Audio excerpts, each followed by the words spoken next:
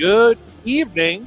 This is Talking Sports with Evan. It is Friday, doing a Friday show this week. I know I normally do a Thursday show, but internet issues yesterday prevented me from doing a show last night. But here I am today bringing you Talking Sports with Evan. And I appreciate you all tuning in to today's show. If you want to find me on Twitter or X, whatever you're calling it these days, you can find me at Evan Witt Sports. Give me a follow and comment on the show here today. If you want to find the show on YouTube, you can find the show on YouTube. Go look up Talking Sports with Evan, as well as the Facebook page, Talking Sports with Evan. I do have a new way to communicate with me if you are interested in doing so. You can now text the program. You can text the show to join in on the show as well. And you can text the show anytime, 24/7, 365. If you have a sports take you want me to share on the air, you can send that text. The number 414-215-9220. You can text the show whenever you want and give me your sports take, give me your sports thought, and I will read them on the air. You can also email the show, talkingsportswithevan@gmail.com. So, lots to discuss, and I was going to talk some NCAA tournament, both men and women's, but I forgot that the women's tournament game started earlier today. So I can't really give you my prediction there because South Carolina clearly is getting that victory. Iowa, UConn set to play very shortly if they haven't tipped off yet already. I'm going to talk a little bit about that and Caitlin Clark and some comments that I've seen around the social media sphere, mainly stemming from the show First Take, which is there something about being on sports First Take with Stephen A. Smith and being on that show that you just say the stupidest stuff in the world? Like, is that just common practice now? Like, hey, I'm on First Take, so I got to be stupid. Like, I just don't get it. So I'm going to talk about comment that was made by Molly Kieram on First Take yesterday regarding Caitlin Clark and talk women's basketball a little bit as well. Men's NCAA men's tournament Final Four tip off tomorrow. UConn taking on Alabama, and NC State is their magic carpet ride, their Cinderella story going to continue against Purdue and Zach Edey. Going to give you my thoughts there. The Milwaukee Brewers underway. They had opening day last week, a week ago today, where they won. They had their home opener Tuesday, which I was at their home opener. My first time being at Brewers opening day ever. And it was quite the experience. I had a good time. Weather wasn't the best, but I had a good time with the weather. I mean, with the game itself, except for the weather. But I'm going to talk some Brewers, talk about their hot start, 4-1 on the season, taking on the Mariners right now, where they're currently up. Let's see. Last I saw, it was 3-0. And they're still up 3-0. Oliver Dunn hit his first career home run to put the Brewers up 3-0. Willie Adames had a home run in the first run of the game. I didn't see how they got the second run of the game, but they got their second run of the game somehow, and now they're up 3-0. And gonna finish it off with the Milwaukee Bucks. How much do you trust the Milwaukee Bucks right now? Do you trust the Milwaukee Bucks right now? They're currently trailing to the 23-win Toronto Raptors. They lost to the Washington Wizards. They lost to the Memphis Grizzlies, and now they're currently losing, which I know Giannis isn't playing tonight. Now they're losing to the Toronto Raptors. I'm going to get into it later, but I don't really know what to think of the Milwaukee Bucks right now. And yeah. And then finally, WrestleMania. WrestleMania tomorrow. SmackDown before Mania going off. Andrade saved Rey Mysterio in a matchup that his former valet manager, Zelina, lost. And so I'm going to talk some WrestleMania. Andrade is looking like he's joining Rey Mysterio. I'm guessing he's going to be the tag team partner for Mysterio tomorrow now. Sorry, Dragon Lee. You're out. Andrade's in. So I'm going to give my thoughts on WrestleMania to wrap up this show. First things first, the NCAA tournament, starting with the women's tournament. South Carolina State still South Carolina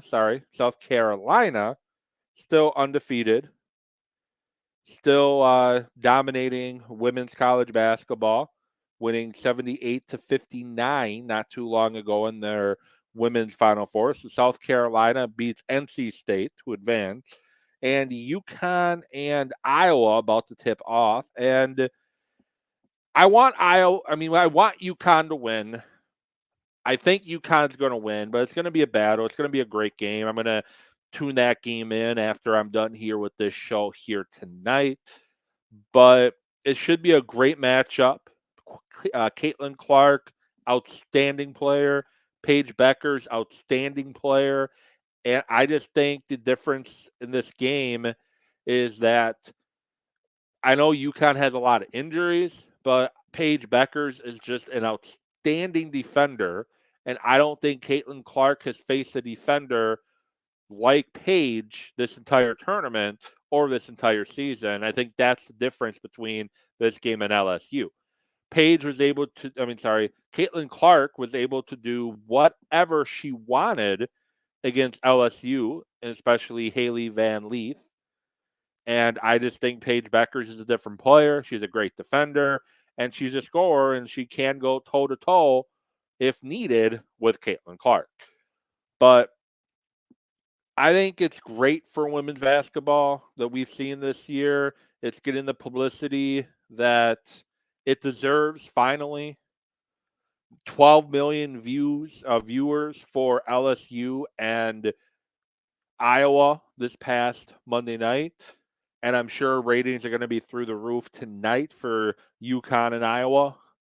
And it's great to see. And the WNBA with the Las Vegas Aces dominating and getting a lot of attention to the league there. And Caitlin Clark going to the WNBA next year. I know the Aces just changed the arena that one of their games against the Indiana WNBA team is going to be played in, going from a 10,000 seat stadium to a 20,000 seat stadium because the demand's already so high because it's assumed that Clark's going to go to the Indiana franchise in the WNBA.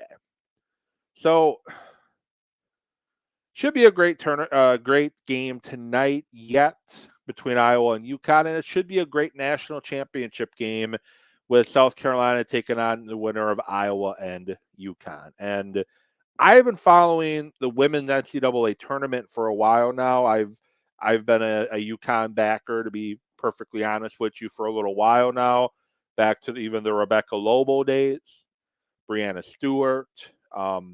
They've just been fun to watch. And it got a little boring seeing UConn just dominate year after year after year, but seeing so many teams competing now with Iowa, South Carolina, LSU, UConn. There's a lot of teams that are very good. LSU won the championship last year. UConn hasn't been to the championship game since 2022, where they finished as a runner-up, Paige Becker's freshman year. So back to my point. What is it with First Take where people just say stupid stuff? Is there something that you just feel you have to give stupid opinions when you're on that show? And this is where I'm finding a stupid opinion. And I have a lot of respect for Molly Kieram. She is a good journalist, good sports broadcaster. But sometimes, just like Stephen A. Smith, she says things that are dumb. And I'm going to call you out when you say things that are dumb. On Caitlin Clark, she said, quote, all I got to say, she's lucky this UConn team isn't healthy. If Paige Beckers didn't basically miss 2 seasons, I don't know if we'd be talking about Caitlin Clark the way we are right now. And I totally disagree with that. I totally disagree with that. Caitlin Clark had a very strong freshman year where she lost to UConn in the Sweet 16, I want to say, in a matchup between Caitlin Clark and Paige Beckers, 2 freshmen going head to head. Since then, Paige has struggled with injuries, and Caitlin has gotten better year after year to being the national champion runner-up last year to being in the Final Four once again this year. Caitlin Clark, very talented player coming out of high school. She's destined to be great. She can shoot the ball anywhere on the floor, a la Steph Curry. She can pass the ball a little bit. She can drive to the hoop. She's a really good defender. She's become a great basketball player. And maybe I'm not interpreting what Molly was saying correctly, but I'm interpreting as Paige Beckers is the one we'd all be talking about right now if she never got hurt. And my thing is, that's not true. Caitlin Clark didn't become the face of college basketball because Paige Beckers got hurt. Caitlin Clark became the face of women's college basketball because she's a damn good basketball player. She does a lot for the game of women's basketball. And I know a lot of people don't like her because now all of a sudden she's flopping and whatnot all the time. But either way, she's a damn good basketball player. And I think it's disrespectful to say that she's only getting the attention she is right now because another woman got injured and couldn't really play the last 2 years. Didn't play at all last year, played some the year before. Paige Beckers is a great basketball player. She's an incredible talent. And I put it this way, if it wasn't for the injuries, we'd be talking about Paige Beckers, just like we're talking about Caitlin Clark now. They both would be getting a ton of attention. They both would be, because they're both extremely talented basketball players. They both dominate the floor. They both control the game. They both have good shots. They're both very good basketball players. And the game is big enough for both of them to have that spotlight. I do believe that if Paige Beckers never got hurt, I think she would probably be at or above where Caitlin Clark is right now. But Caitlin Clark is deserving of the attention she's getting, and she would still be getting it with Paige Beckers playing or not. And I'm saying this with the opinion that we need to put some respect on Paige's name, because it's almost like going into the Elite Eight last week where you had LSU taking on Iowa. It was all about Reese and Caitlin Clark. And you had USC taking on UConn. It was all about USC's freshman phenom. It's like we all forgot that Paige Beckers existed. It's like we all forgot that she is a damn good basketball player too. And we got to see that with USC game, and I think we're going to see that tonight. She can take over a game, and I think that's what we're going to see tonight. End of the day, they both deserve a ton of respect. Angel Reese deserves a ton of respect. She doesn't, it's annoying to see just how much crap she gets because she's a loud, emotional type player. And it's like, oh, she needs to stop with the sideshow. I think it adds to the game. And if it was a man doing the exact same thing that she was doing, we wouldn't bat an eye. But because it's her, we have to make a big deal about it. But either way, it should be a great basketball action this weekend with the women's Final Four national championship game coming up as well. It should be some great basketball. And speaking too of NCAA basketball, the men's tournament should be a pretty good matchup as well. I think we're going to get UConn and Purdue in the championship game, and I hope my worst nightmare, not my worst nightmare, but for the show's sake, my worst nightmare, I hope it doesn't come true, and that's Zach Edey winning a national championship. I'm not a Zach Edey guy.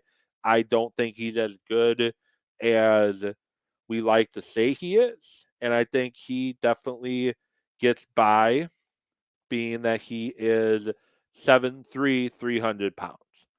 I don't think it translates to the NBA. I don't think he has the foot speed to play in the NBA, but I just hope we don't see that, and I hope UConn can get the win. Perfect world, just to throw a wrench in everything.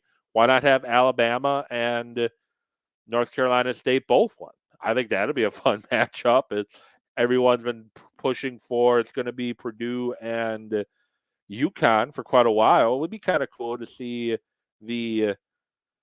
It would be cool to see the two afterthoughts, Alabama and NC State, get into the NCAA final, win the respective matchups in the Final Four, and go to the national championship game. But I guess I think it's going to be UConn and Purdue. I think UConn gets the win. I'm just scared about Purdue because I'm a Badger fan through and through. I don't like Purdue. I'm not a Purdue fan whatsoever. So moving on. Baseball is back. The Milwaukee Brewers get the victory, opening series victory, 3-game sweep over the New York Mets. They win the home opener over the Minnesota Twins. They lose the second game in that series against the Twins. Playing the Seattle Mariners right now, currently up 3-0.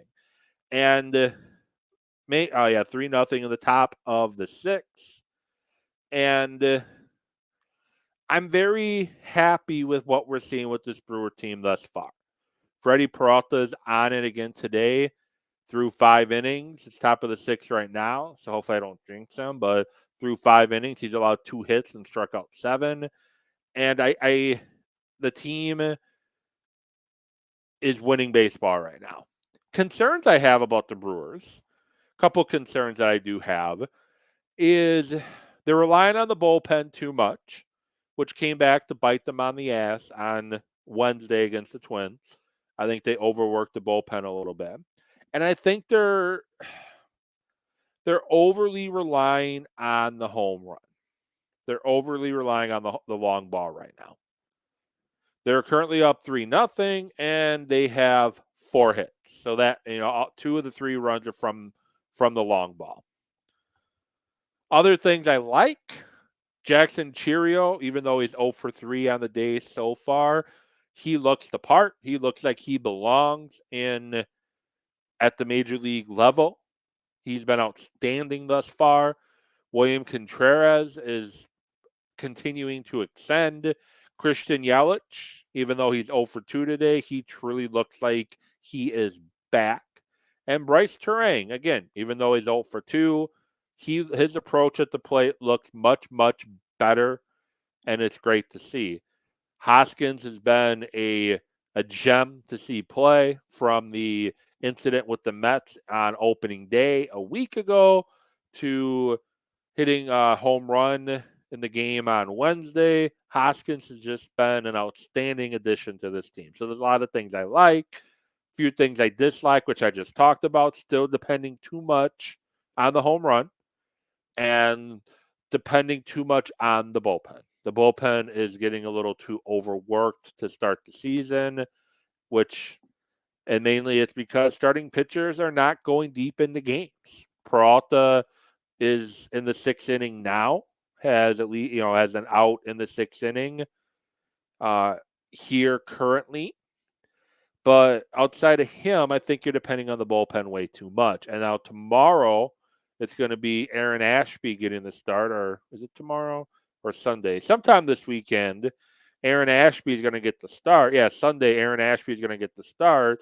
We already know that's going to be a short start because he's still coming back from a shoulder injury, and he did not look that good at all during his spring training games. He didn't look like he was back to his old self yet, which he's got very dangerous stuff when he's healthy, but he didn't look healthy yet during spring training. And DL Hall Great talent, nasty stuff, just throws a lot of pitches and struggles with his control. And that's concerning to see a little bit too. And now I jinxed it. The Mariners got a run, and it's now 3-1 Milwaukee Brewers. So, but I like the start from the Brewers thus far. They're an exciting team to watch, although they have their frustrating issues like leaving runners in scoring position. They should have scored a lot more runs on Tuesday than they did. I know a win is a win, and they should have scored some more runs on Wednesday as well. But they're struggling to get hitters over when they have runners in scoring position, which was a problem last year, and it's the problem the year before, and it's continuing to be a problem now. What are your Brewers' expectations now that we're a week into the season? Have they changed? You can tweet the show at Evan with Sports. You can email the show, Talking Sports with Evan at gmail.com. And you can now text the show, 414 215 9220. What are your expectations on the Brewers in 2024? Now we're going to switch to the Milwaukee Bucks. And I don't really know what to think of the Bucks right now. And I'm looking at my phone for full disclosure because I have the Bucks information for today's game up there currently. They're trailing to a bad Raptor team, 68-61. They had a pretty good first quarter. Beat the Raptors in the first quarter, scoring 27, holding them to 21. Completely fell apart in the second quarter. Got outscored by 10 points, 37-27. And they're now down by 10, and they're losing in the third, 13-7. Toronto is just taking it to Milwaukee right now. And yes, I know Giannis is not playing, but this is a team they should beat. No doubt about it. Toronto is a team the Milwaukee Bucks should beat, considering the. Now it's 2-2. So I definitely jinxed them. So my apologies to Brewer fans. But anyway, the Raptors are a team the Bucks should beat. They should not be losing to Toronto with or without Giannis by 10. Dame is just 5 of 13 from the floor, 3 of 8 from the three-point line. Bucks are shooting 26% from the three-point line, 42% from the floor. Toronto's at 48% from the floor, 37% from the three-point line. And quickly nailed a 3 to put Toronto up by 10. Quickly just seems to be a Bucks killer. But they lose to Memphis. They lose to Washington. Games that they have no business losing. They a lot tougher against Atlanta than it needed to be on Saturday. And it's just frustrating because I don't really know what to expect from the Bucks.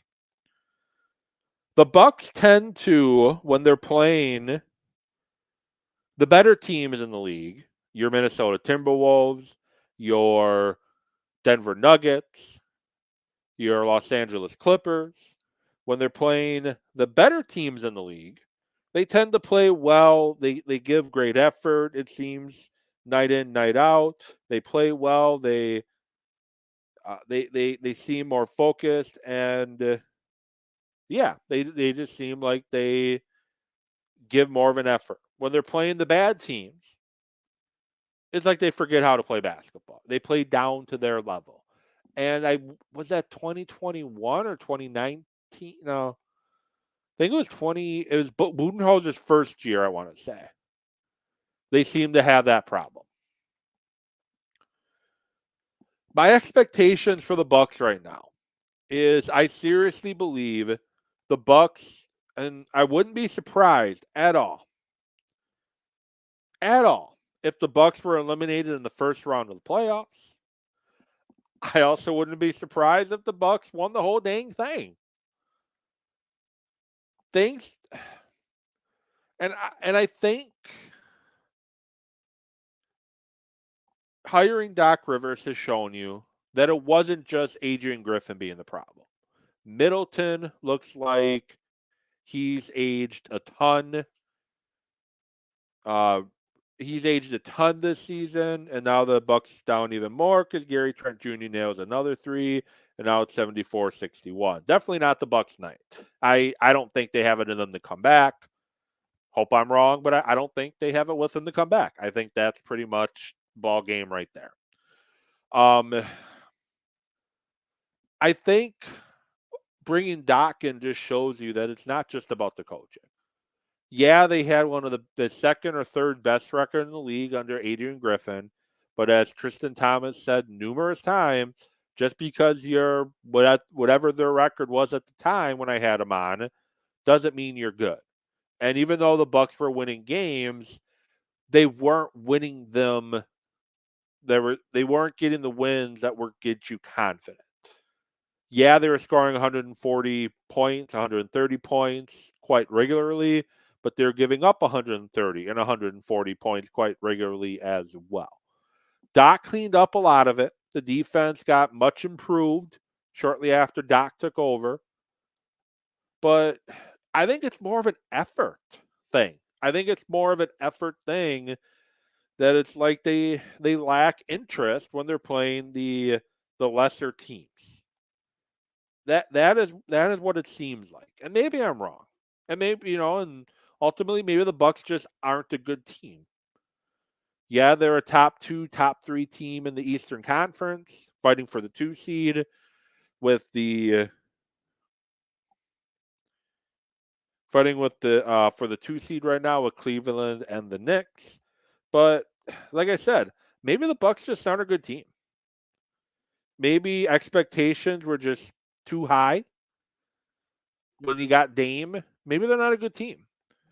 Brook Lopez, there's some teams that he's just not playable against. Look at Indiana. Look at Miami. There's a lot of teams in the league now that Brook Lopez is just not playable against. And teams, as I mentioned a couple shows ago, that teams where they have good ball movement, they pass the ball around a lot, they do a lot of screens and whatnot, they don't do very well against. And teams that aren't as setting a lot of screens, they tend to do better against. And teams have figured out how to beat Milwaukee. I think we need to see a roster overhaul this offseason. But unfortunately, the Bucks are very limited in what they can do. You're stuck with Middleton. You're stuck with Lopez unless you can find a team willing to take them on. But you're stuck with those two. And you have very limited resources on what to do around it. Ultimately, what you're going to have to do, and nobody wanted to do it this year, but you're going to have to do it, more than likely next year. And one of those things you're going to have to do is you're going to probably have to look about trading Bobby Portis, because Bobby Portis is one of the few assets that you have on this team. He really is. You don't have a lot of assets to make moves. He's one of the few ones. The Bucks do have a first round pick this year that they can maybe move in a trade when the draft comes on draft night to try to bring in more NBA ready talent. This is not a good draft. It's really not a good draft at all. I've seen people comment that it's probably one of the worst drafts in recent memory for the NBA draft this year. So the Bucks are very limited on ways they can try to improve the team. And John Horse's job is to figure it out.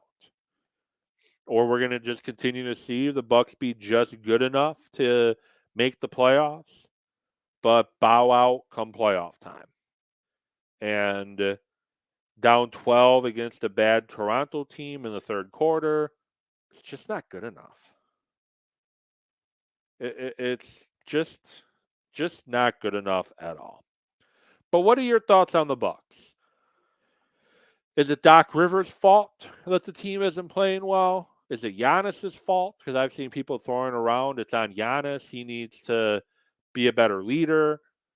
Dame's been up and down this entire season. We've barely seen the big three on the floor together. And when we do, it looks like they're a team that can't be beat. But this Bucks team, since the second quarter of the Laker game a couple weeks ago, just has not looked good and very concerning. Giannis isn't healthy right now. Dame's obviously not healthy right now. Beverly's dealing with a wrist and an ankle right now. They're not winning an NBA championship this year. They're not. Could they get to the Eastern Conference Finals? I think it's a possibility, but they're definitely not winning a championship this year. And it's going to be very disappointing end to the 2023-2024 season, which looked like it was going to be a very fun, exciting season when they traded for Dame. But as of right now, it's been a bad trade. I'll even say that too. The trade has not given us the successes that we were hoping for when we made the move. We thought it would be an unstoppable offense with Giannis and Damian Lillard running the floor together. But as of right now, the trade's been a failure.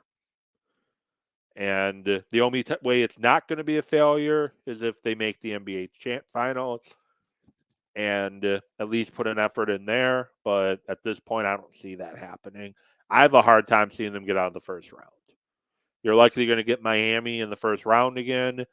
And outside of the championship year, Miami's had the Bucks number.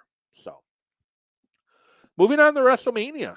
WrestleMania this weekend. Tomorrow, night one. Sunday, night two. First of all, I do like they stretched it into the 2 nights because you can get more people on the WrestleMania card and you can make it even more exciting because when you try to pile all the matches onto one night, you're starting with the pre-show like 4 o'clock in the afternoon and you're going to 11 o'clock midnight and trying to get everything in.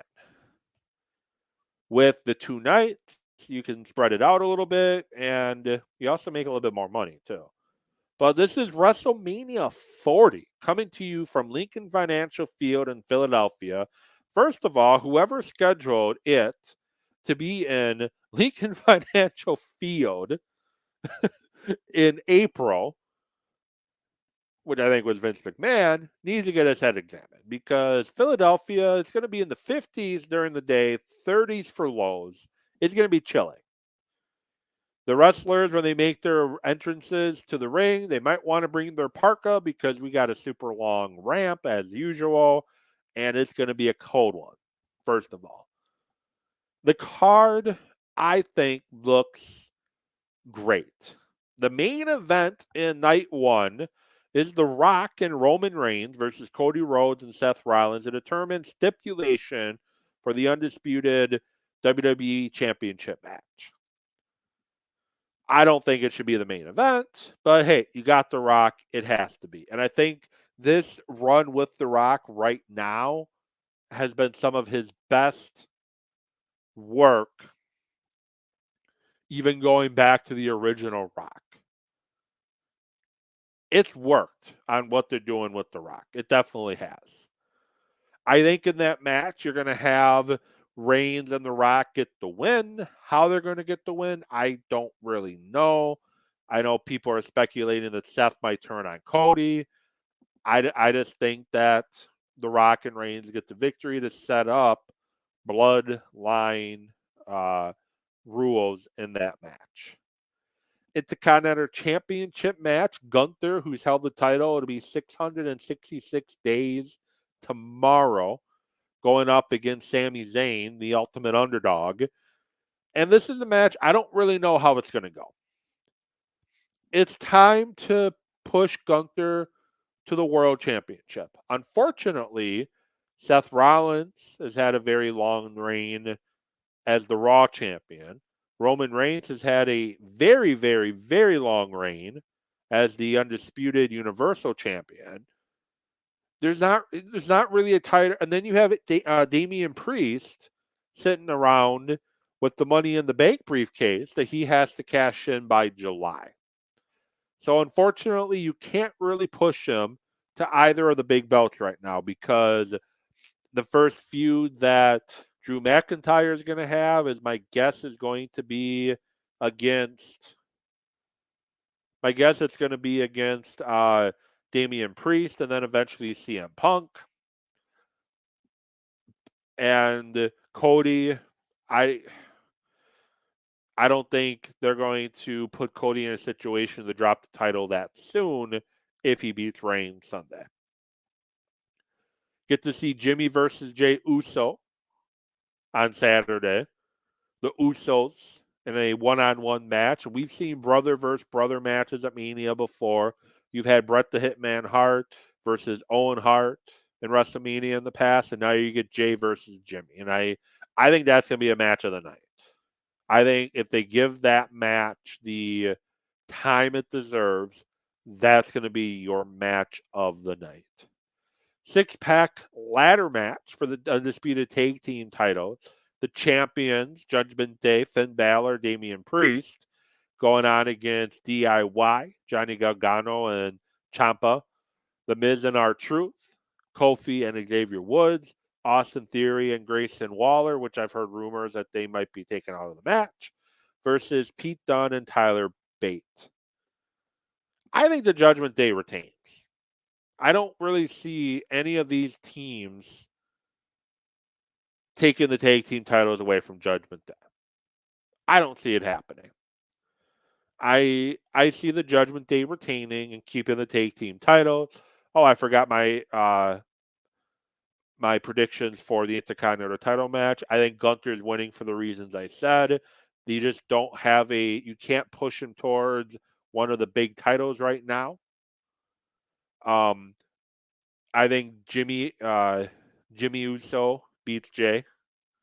I think Solo or somebody interferes and they beat Jay. Bianca Belair, Jade Cargill, and Naomi versus Damage Control. I think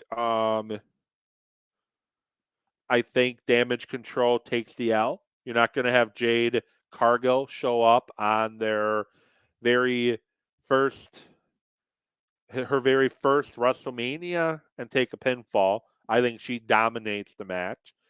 And Rey Mysterio, and it's official, Rey Mysterio and Andrade taking on Santos Escobar and Dominic Mysterio.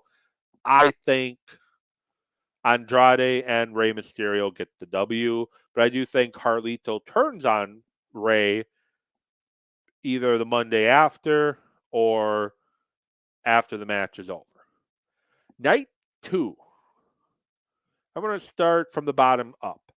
Bobby Lashley and the Street Profits versus the Final Testament. So those are Karrion Kross and Akeem and Rezar, for those that don't know.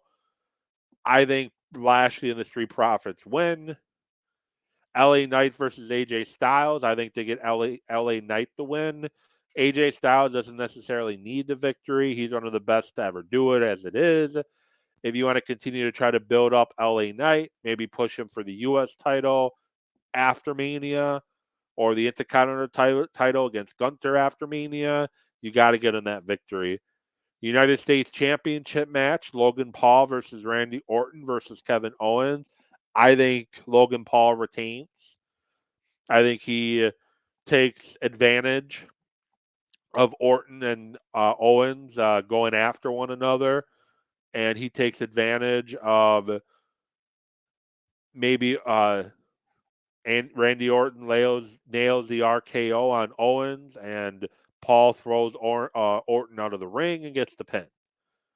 Women's Championship match, Io Sky versus Bayley. I think Bayley gets the victory. I think you have to give Bayley the victory.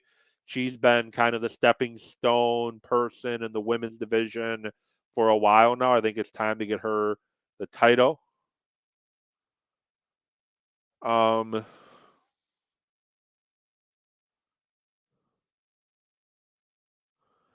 Oh, Rhea Ripley and Becky Lynch. I didn't see that matchup. I think Becky gets the victory. I would rather have Rhea keep the title, but I think Becky gets that victory. Back to night two. The World Heavyweight Championship match between Seth Rollins and Drew McIntyre. I think Drew McIntyre gets the win, and I think Drew McIntyre gets the victory because CM Punk interferes and costs Seth Rollins the match. I think we're going to have a summer feud between Punk and Rollins. So I think Punk costs him the match. I think the Raw after Mania, Damian Priest cashes in and takes the title off of McIntyre, and then those two feud into SummerSlam. And the Undisputed Universal Championship match. I think this is a match that can go either direction. Cody winning makes sense. Cody winning this match makes a ton of sense. And you get to reset the table on the Raw after WrestleMania. If you do it right, you can reset the table on the Raw after Mania. Roman Reigns can vanish for a little while. You have teased Rock versus Roman in the past. This is the perfect time to segue Roman versus Rock. Maybe The Rock turns on Roman, costs him the match that way, or The Rock accidentally costs Roman Reigns the match, and Roman turns on The Rock, kicks him under the bloodline, and they start feuding that way. I think you've worked too hard to set up that feud, which you don't need the championship to make it work. So you can go ahead and put the title on Cody. However, do you want to, I guess, end that chapter of the bloodline now? Because you have enough material that you can continue the bloodline angle for quite a while now. And do you want the title on Roman to continue that bloodline run? That'd be the ultimate question. I think they give Cody the championship. I think Cody gets the victory. I don't think it's going to be a big swerve. I think it'll be more of The Rock costing Reigns the match accidentally. But I think what I'm excited for is the Raw after Mania. Triple H, the boss, made some comments. One in particular that I'm very interested in. He was doing the rounds with the media all week, and one of the things he said earlier today is a new era is going to start after WrestleMania. It's going to be epic. You haven't seen anything yet. This place is going to be on fire in no time. Get ready for what's coming. And I'm excited for what could be coming. I really am. I'm excited for what we could potentially see post WrestleMania. I'm very excited for what we could see and what the WWE and Triple H try to put out there moving forward. So, this was Talking Sports with Evan. Thank you so much for tuning in. I know, no Packer talk today. Shocking. We'll talk some Packers next week and some NFL draft talk in particular. I am going to give some names on who I think the Packers are going to target in the NFL draft and more indications and reasons why I think the Packers will be moving up. If you want to comment on anything involving this show here tonight, you can tweet at me at Evan with Sports. You can find me on Facebook or YouTube. Please like and subscribe. Talking Sports with Evan. You can always email the show, talkingsportswithevan@gmail.com. And now you can text the show. You can text the show anytime. You can text the show any place. You can text the show anywhere. And you would text 414 215 9220. Go ahead and text the show.